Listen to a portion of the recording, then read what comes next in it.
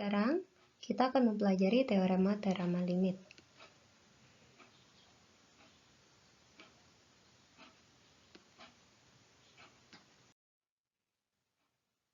Teorema A.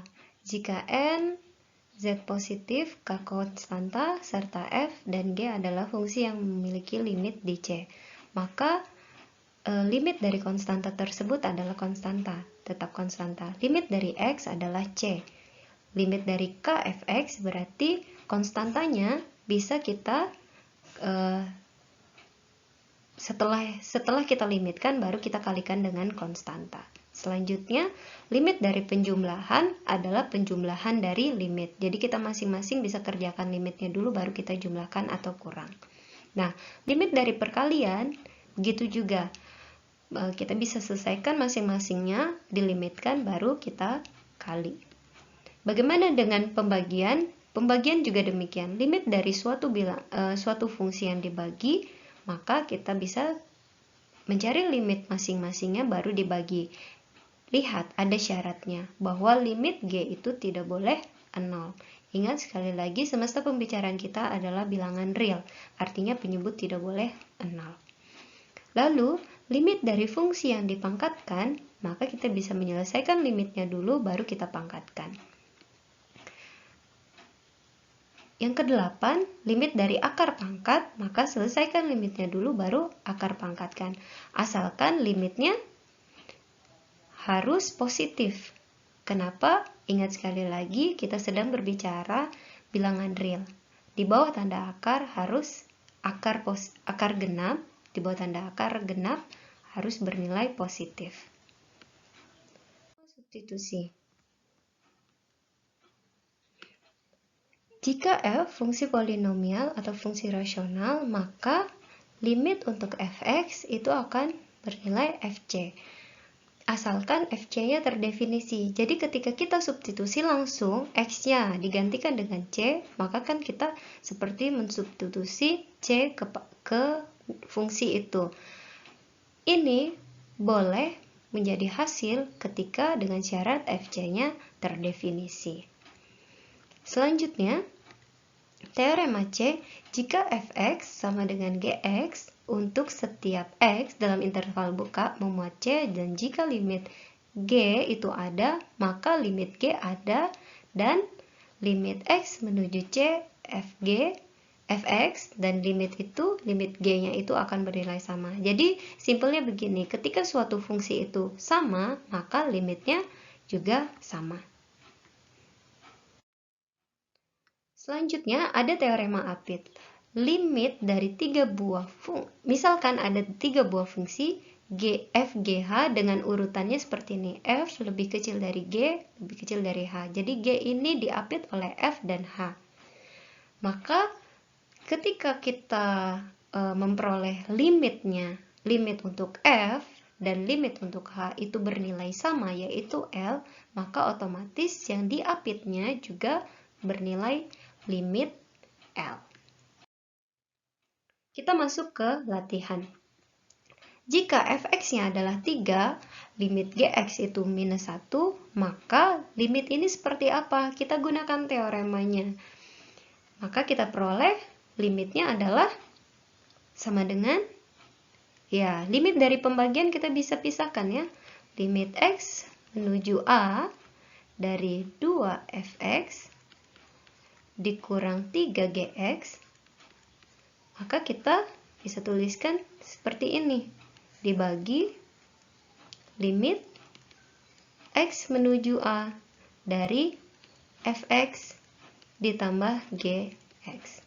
Selanjutnya,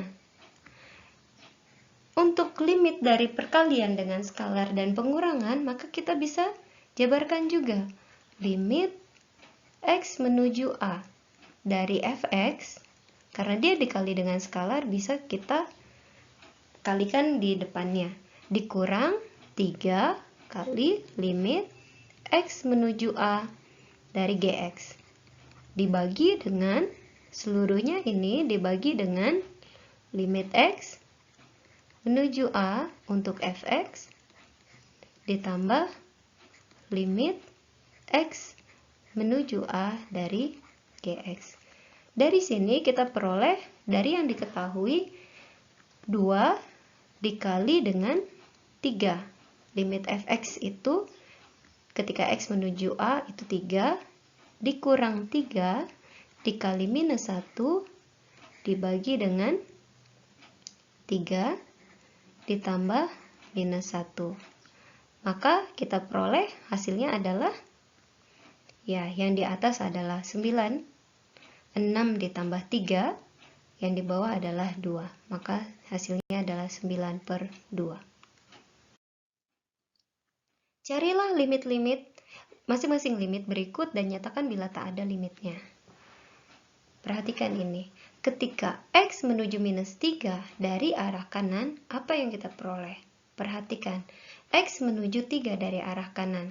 Maka untuk bisa membayangkannya, kita ambil garis bilangan untuk x, elemen bilangan real. X menuju 3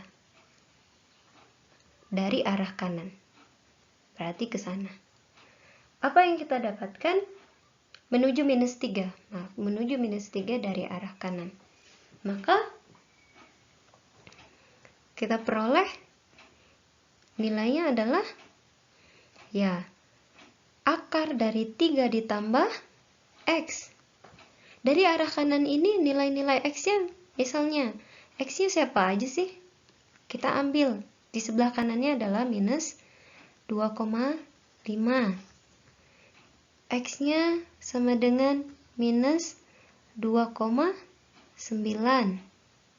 Ya, X-nya sama dengan minus 2,99. Coba. Ketika minus 2,5, maka kita peroleh 3 dikurang 2,5, 0,5.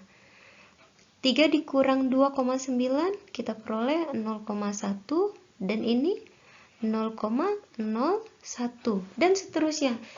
Maka akar ini akan menuju akar dari 0. Dia kan tidak tepat di minus 3, tapi dari arah kanan. 0-nya 0 dari arah kanan. Dibagi dengan minus 3 dari arah kanan. Maka kita peroleh hasilnya akar dari 0 dari arah kanan. Bukan 0 ya, kalau 0 tidak boleh. Pasti 0, tapi 0 dari arah kanan akan bernilai 0 dari arah kanan per minus 3. Maka kita peroleh jawabannya adalah, ya, 0 dari arah kiri. Kenapa? Kalau 0 dari arah kanan itu bernilai positif, sedangkan minus 3 itu bernilai negatif. Positif dibagi negatif, hasilnya negatif. Makanya saya tulis 0 dari arah kiri. Selanjutnya, perhatikan ini. Sekarang limit x menuju minus 3 dari arah kanan. Perhatikan, x dikurang 3. Nah, ketika x menuju minus 3 dari arah kanan, perhatikan gambar yang sama, grafik yang sama, maka kita peroleh x menuju minus 3 dari arah kanan, kita miliki, kita tuliskan saja ya, ketika x menuju minus 3 dari arah kanan, maka x minus 3-nya menuju berapa? Minus 3, minus 3. Berarti minus 6. Ya, minus 6 ya. Lalu, x pangkat 2 dikurang 9. Ini kan bisa kita ubah menjadi limit x menuju minus 3 dari arah kanan. X minus 3 per akar dari, itu bisa kita faktorkan, x minus 3 dikali dengan x plus 3. Oke. Jadi sama dengan, perhatikan, untuk x ditambah 3, x ditambah 3, dia akan bernilai 0. Ya, minus 3 dari arah kanan, x ditambah 3, dia menuju 0. 0 dari mana? 0 dari kiri. Ya, kita coba minus 2,5 ditambah 3. Hasilnya apa? Ini salah ya, dari arah kanan ya. Ya, 0 ke arah kanan, dari arah kanan. Berarti nolnya positif. Lihat yang bagian A. Maka kita tuliskan limit ini akan memperoleh nilai minus 6 dibagi dengan akar dari minus 6 dikali 0 dari arah kanan. Maka kita peroleh hasilnya apa? Minus 6. Lalu di bawahnya minus 6. Akar dari minus 6 ada. Minus 6 ini kan negatif. 0 ini dia positif. Negatif dikali positif, negatif. Di bawah akar bernilai negatif. Berarti jawabannya tidak ada. Tidak terdefinisi. Iya.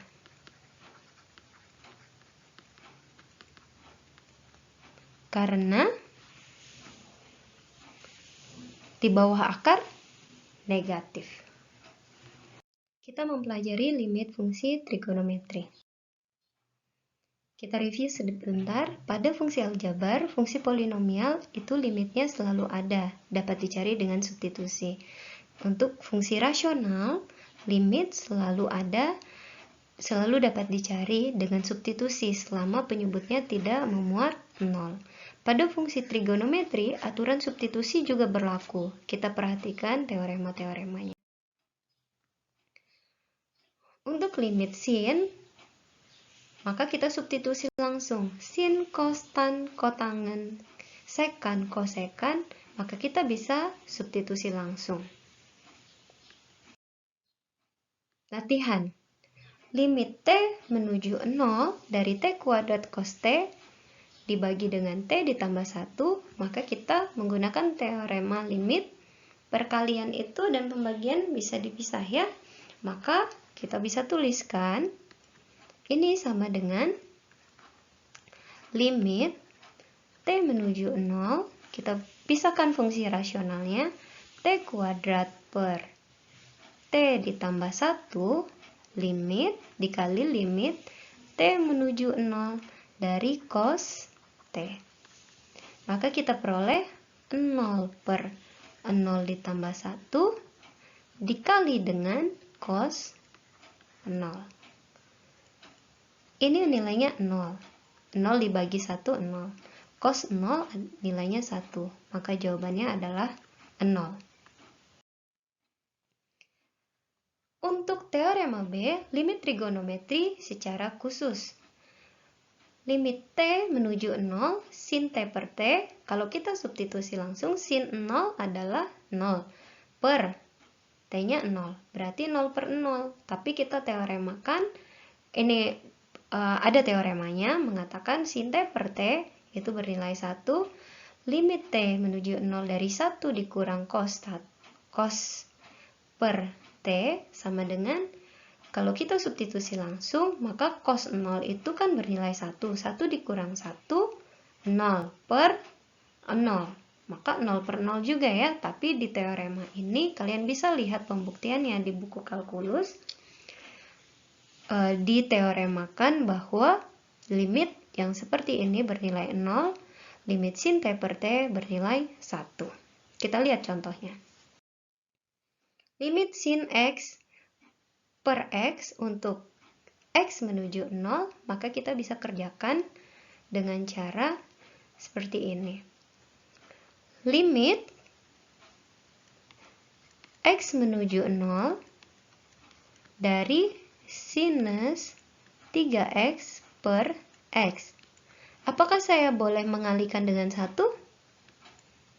Ya, boleh saja. Itu kan tidak akan mengubah soal, karena kita dikalikan dengan identitas dengan 1. Maka 1 ini saya akan buat dalam bentuk lain, yaitu boleh saya kalikan dengan 3 per 3. Ya, tidak akan mengubah soal juga, 3 per 3 adalah 1. Selanjutnya, karena perkalian itu bersifat komutatif, maka saya tuliskan seperti ini.